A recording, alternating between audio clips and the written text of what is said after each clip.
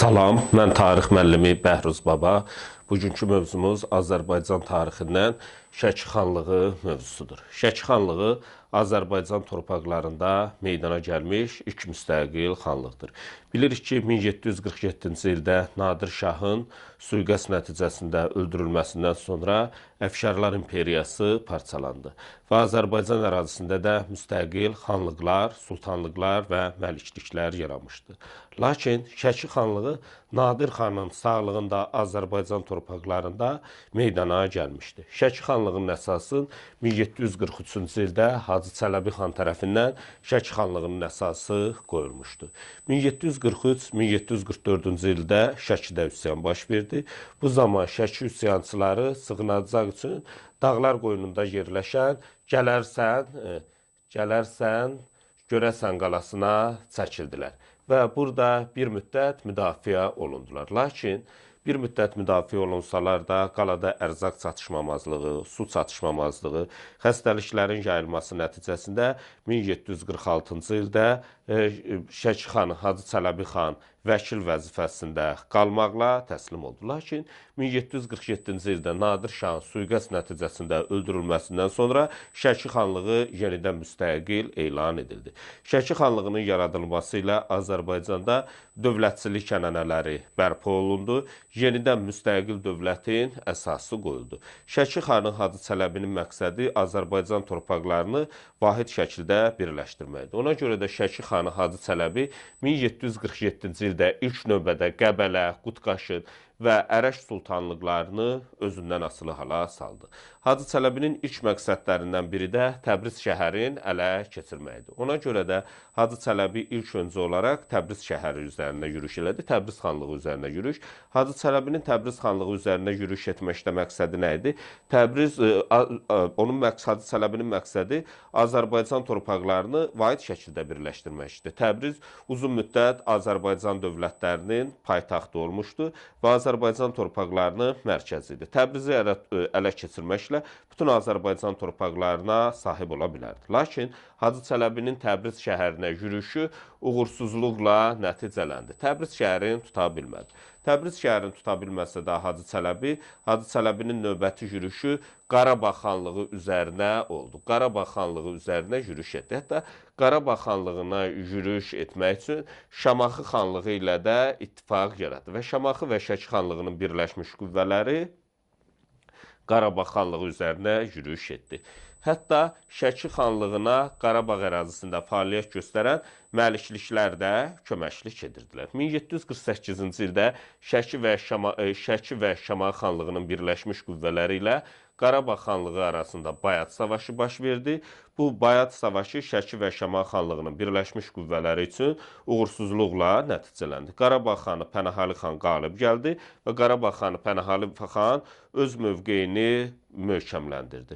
Bu dövrdə Nadir Şahın vəfatından sonra Azərbaycan torpaqlarında vahid dövlət yox idi. Vahid dövlətin olmaması tez-tez Azərbaycan torpaqlarına hücumlara səbəb olurdu. Bu dövrdə Azərbaycanın şimal-şərq torpaqlarına şimal-qərb torpaqlarına yürüş edən qüvvələrdən biri də Kartli Kaxetiya çarlığı idi. Hətta vaxtı ikən bu Kartli Kaxetiya çarlığına Borçalı, Qazax, Şəmşəddil ərazisi 1736-cı ildə Nadir Şah seçildikdən sonra bu torpaqları Kartli Kaxetiya çarlarına, Gürcü çarlarına vermişdi. Bunun səbəbi nə idi? Qarabağ tayfalarında bir sıra tayfaların Nadirin Şah seçilməsinə qarşı etiraz etdiyi üçün. Kartli Kaxetiya çarlığının növbəti yürüşü 1751-ci ildə Cara hücum etdilər. Lakin 1751-ci ildə Kartli Kaxetiya çarlığının Cara hücumu uğursuzluqla nəticələndi. Hacı Çələbi onları məğlubiyyətə uğratdı. Bu dövrdə Gürcü çarı 2-ci İraqli parçala və hökm sür siyasəti yeridirdi. Parçala və hökm sür necə siyasətidir? Xanlıqlar arasında ədavət yaradaraq onları bir-biri ilə mübarizəyə sövq edirdi və beləliklə bu xanlıqların zəifləməsi nəticəsində onları asanlıqla ələ keçirməyə çalışırdı.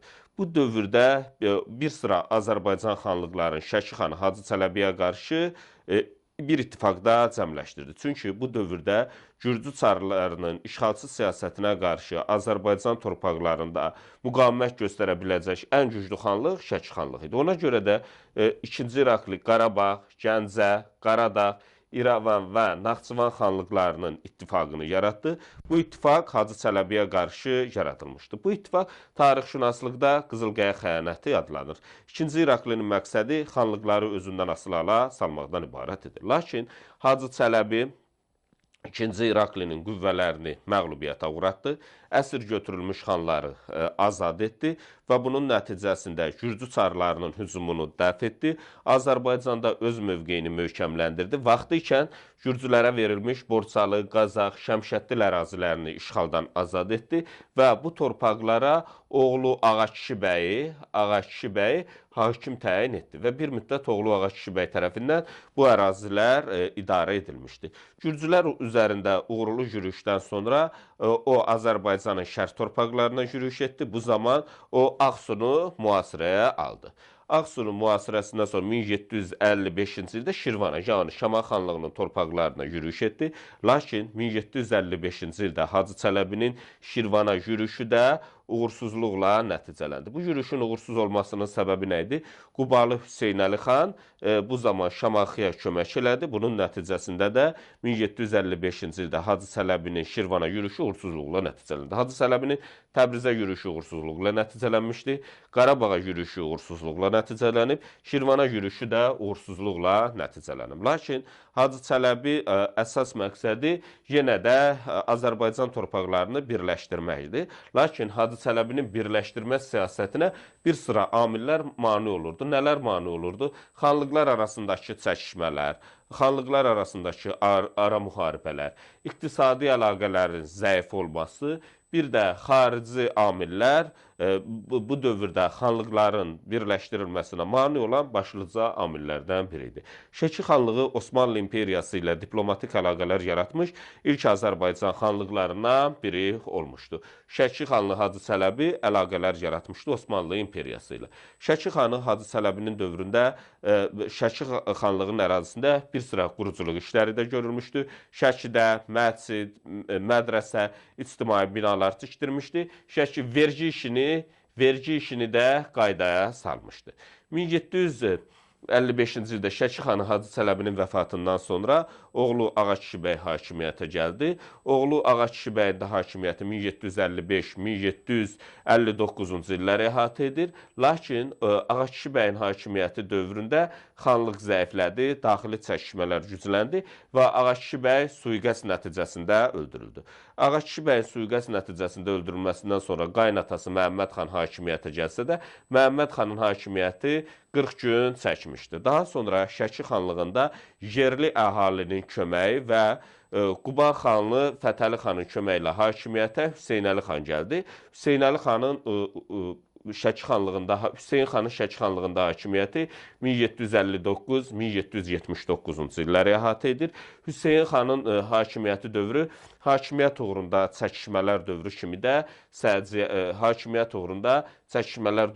də səciyyələnir. Hüseyn xan bir müddət Qubalı Fətəli xanın köməyi ilə hakimiyyətə gəldiyi üçün Qubalı Fətəli xanla müttəfiqlik siyasəti yeritmişdir. Hətta 1767-ci ildə Şamaxı torpaqları Şəki və Quba xanlıqları arasında bölüşdürüldü.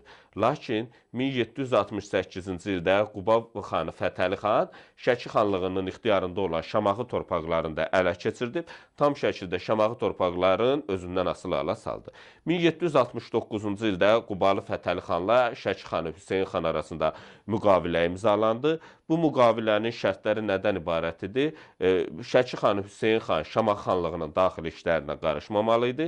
Bir də lazım gəldikdə Qubalı Fətəli xana hərbi qüvvə ilə kömək etməli idi.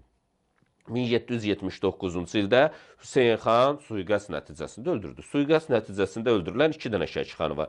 Biri Ağakişi xandır, biri də Hüseyn xandır. Daha sonra Hüseyn xanın vəfatından sonra, öldürülməsindən sonra hakimiyyətə bir müddət əmisi oğlu Əbdülqədir xan gəldi. Əbdülqədir xanın hakimiyyəti cəmi 2 illik bir müddəti əhatə edir. 1779-dan 1781-ci ilə qədər hakimiyyətdə olmuşdu.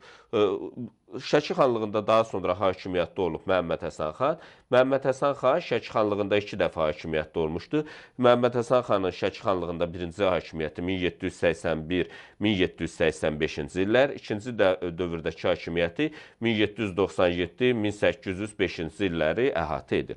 Onun hakimiyyəti dövründə Şəki xanlığında qanunnamə qəbul edildi. Ümumiyyətlə, bu vaxta qədər qanunnamə qəbul etmiş Azərbaycan hökmdarları kimidir. Salari hökmdarı Mərzəbani bin Məhəmməd qanunnamə qəbul etmişdi.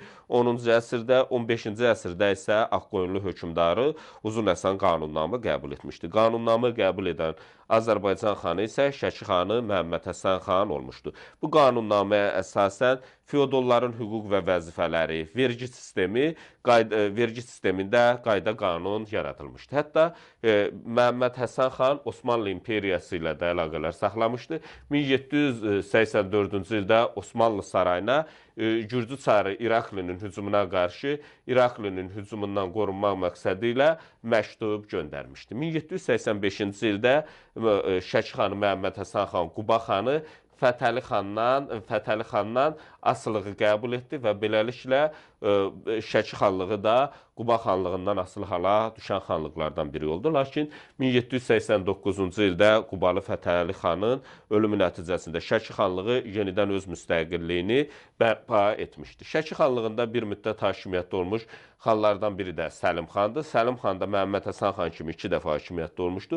Onun hakimiyyətinin birinci dövrü 1795-97, ikinci dövrü isə 1805-1806-cı illəri əhatə edir.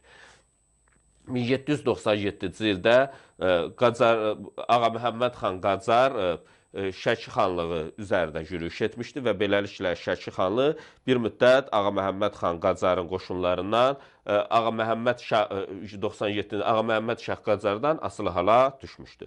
1805-ci ildə Rusiya ilə Şəki xanlığı arasında Kürəkçay müqaviləsi imzalandı.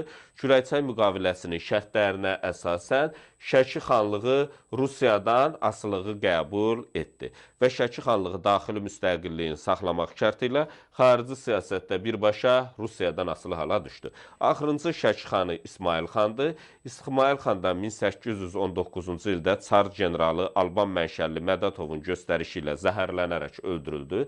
1819-cu ildə İsmayıl xanın öldürülməsi nəticəsində Şəki xanlığının daxili müstəqilliyi də ləğv edildi və Şəki ərazisində komendant idarə üsulu yaradıldı və bundan sonra Çar məmurları tərəfindən Şəki ərazisi Çar zabitləri tərəfindən idarə edilməyə başladı. Şəki xanlığı ilə bağlı mövzumuz bu qədər.